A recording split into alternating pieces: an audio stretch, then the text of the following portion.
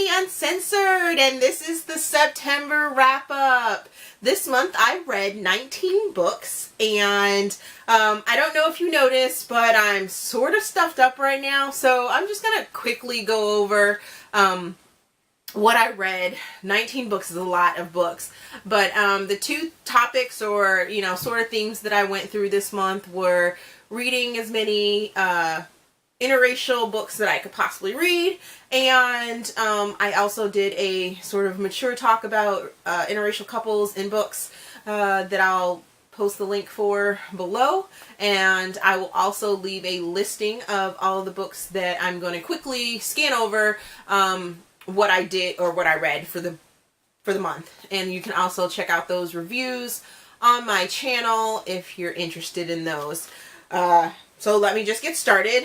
The first, it was a series of books that I read, and they are called The Weekday Brides, and they're by Bybee. And I must say, I completely enjoyed this series. It was funny. Each book is sort of a standalone book within the series, and it's about a different couple for each book, but there are characters that sort of flow into the rest of the books, and I really enjoyed all of them. I listened to them on Kindle Unlimited, all except for this last one right here, which is Treasured by Thursday, and it was just released recently, so I had to actually read it, but it was it was a great read anyways. So all of the books, you have number 1, which is Wife by Wednesday. Number 2 is Married by Monday. Make sure. I hope you guys can see these covers. Because of course I am like an ebook addict, and that's where I get all my material from.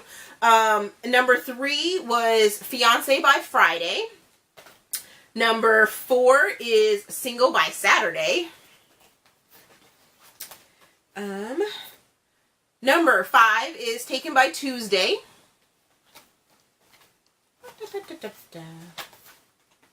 Number 6 is Seduced by Sunday, and then of course number 7 is Treasured by Thursday. Like I said, they're all sort of marriage books, and the thing is they're marriage by convenience. There is one that's in there that doesn't necessarily have to do with the male and female character getting married to get out of a situation, but that is the common theme throughout all of the books.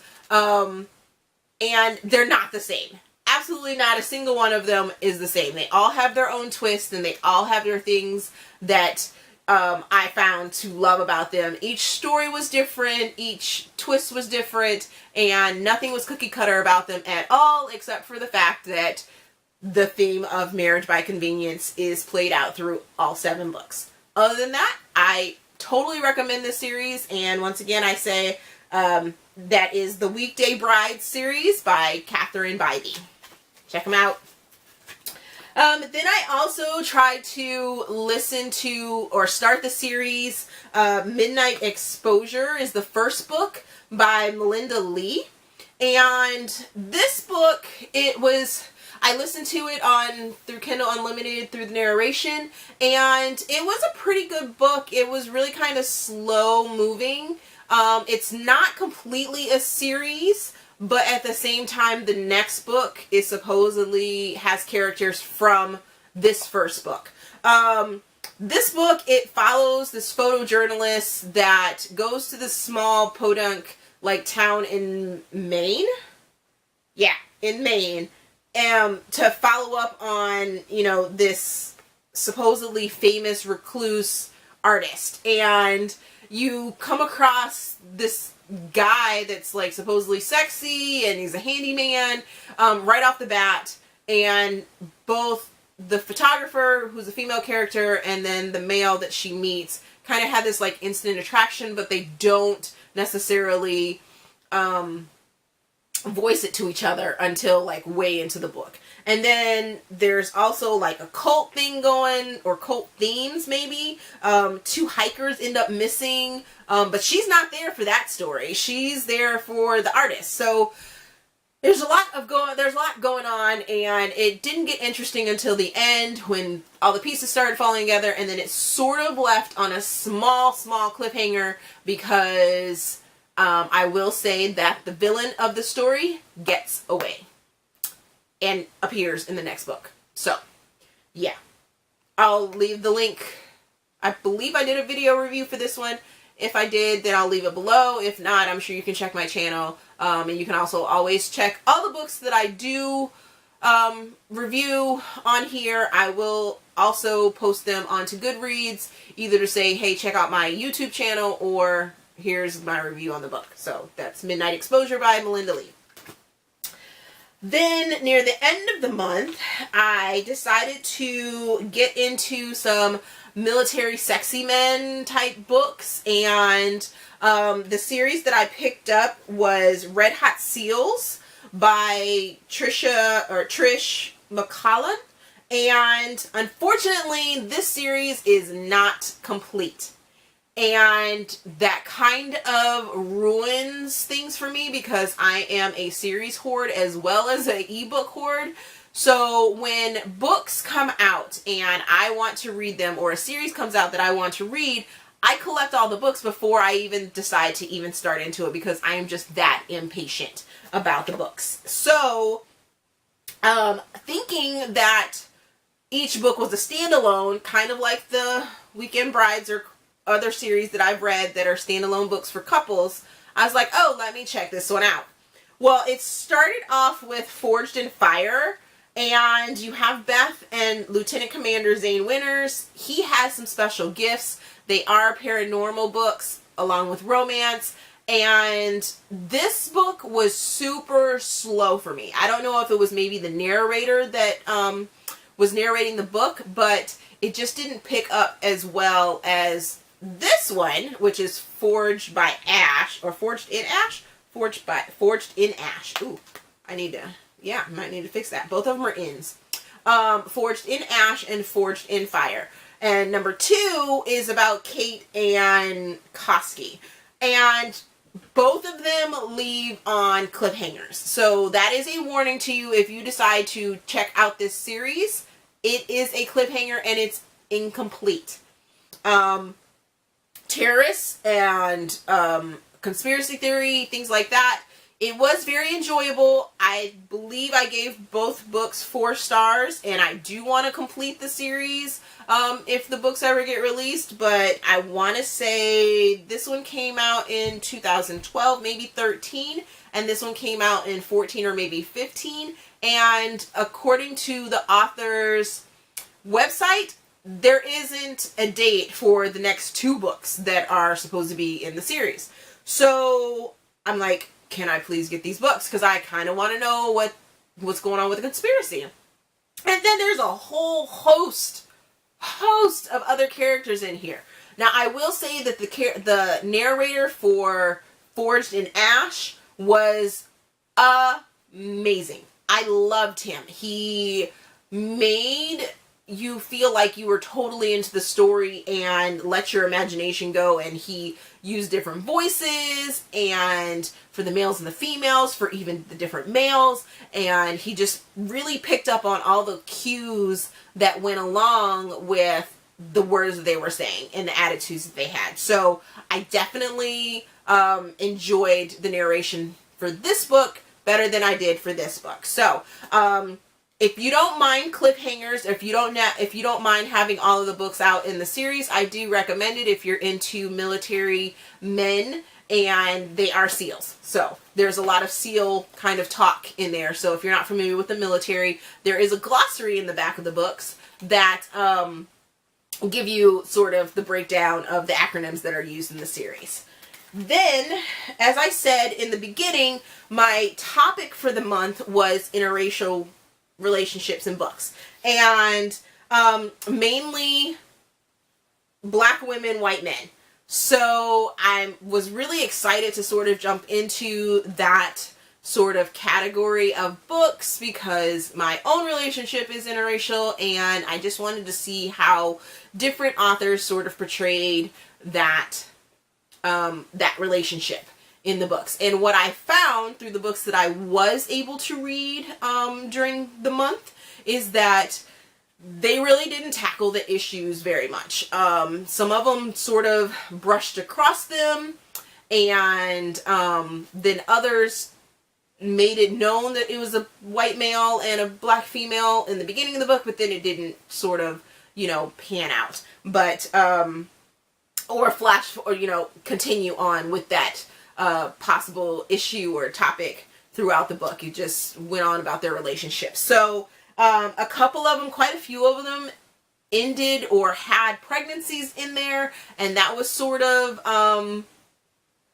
interesting. I mean, I knew going in that the book was about pregnancy, but the reasons behind the couple getting pregnant, it was like, hello, can we talk about contraception, please? Just a smidgen. Just a smidgen. It wasn't even like, oh, I, you know, got completely drunk with my best friend and decided to sleep with them, and then, oh, oops, 6 weeks later, I'm pregnant.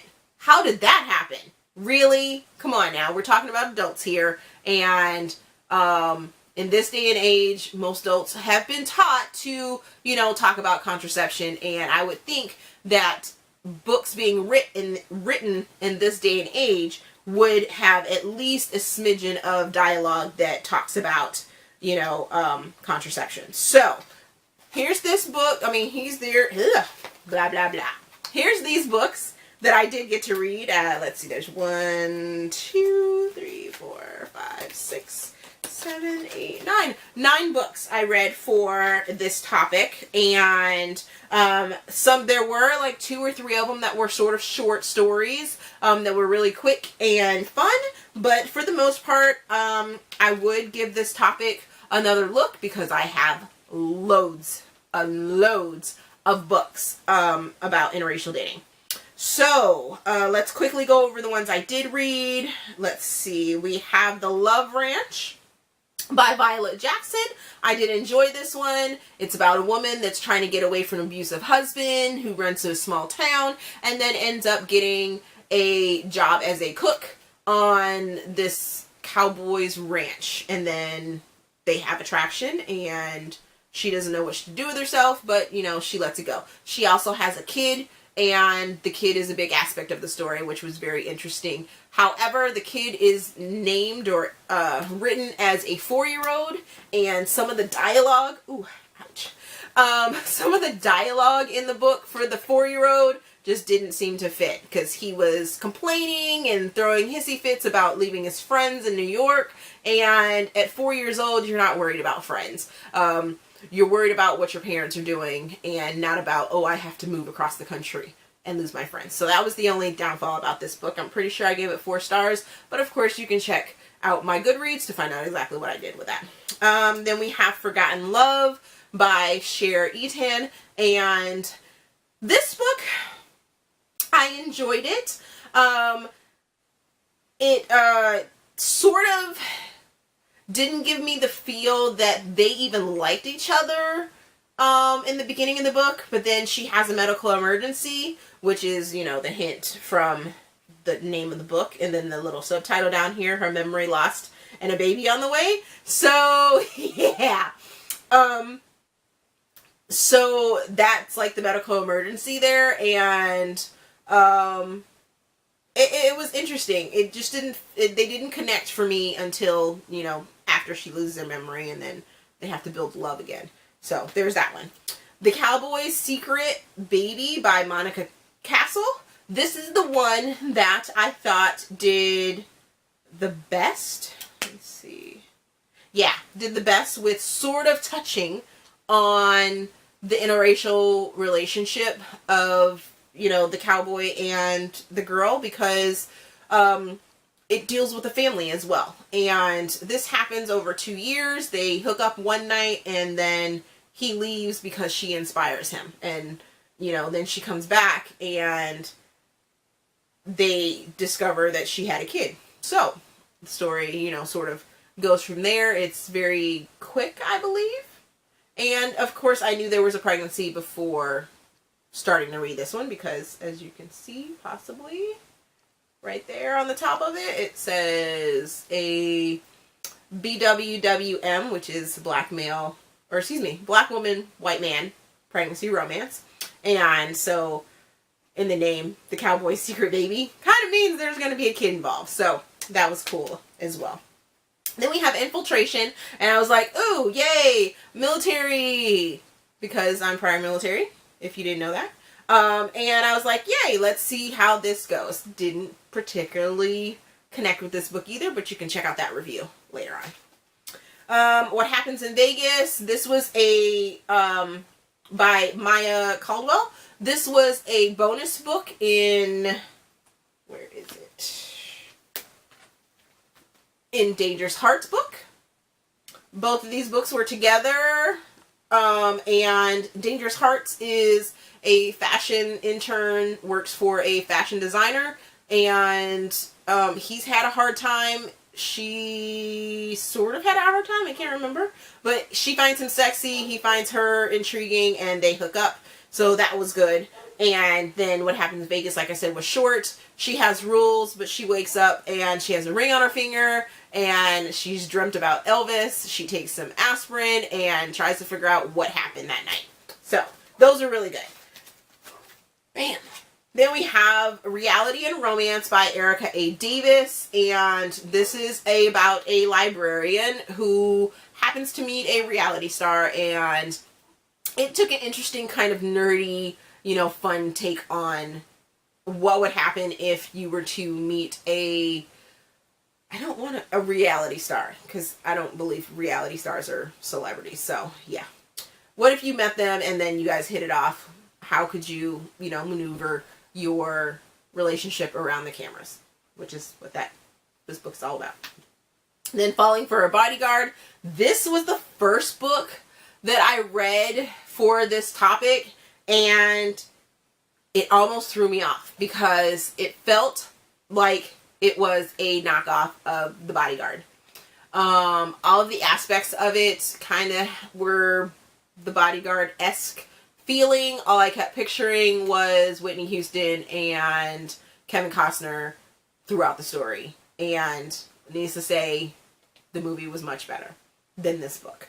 The female character, or the singer in this book, came off to me as immature, and there were many points within the story that she's supposed to be this big time singer, but she's all by herself. She's not being harassed by paparazzi, but she has a stalker that's trying to kill her. So it was like, it didn't mesh for me, but yeah. And then the last book from that series or topic that I was reading is Baby Buddies by Tasha Blue. And the problem that I had with this story is that maybe it was proofreading, or maybe they were trying to go for, I don't know what they were trying to go for, but it swapped from first, second, and third person like crazy. At one point, the story would actually have the person's name in it, but then it would refer to the person 2 lines later as what their occupation was. So it was like someone didn't carefully go through the story and make it flow as if you were telling a story. Just sort of a bunch of ideas together. But, I think this is like my second book of the series. So, that is my wrap up. 19 books, all read in the month of September. It was a fun month. And like I said, I'll list them all below with what stars I gave them and how you can get to see them in Goodreads. And you can also check out my channel for for their individual video reviews. Sorry, this cold's really getting me. But it was great. And next month's topic is going to be movies that I read or movies that I watched and the books that I'm now going to read. So that is next month's topic of reading. And also I'll probably be listening to some other stories through Kindle Unlimited, and I look forward to hearing what you guys have to say. If you've read any of these books, let me know what you think of them down below in the comment section, and check me out later. I'll see you guys later. Bye!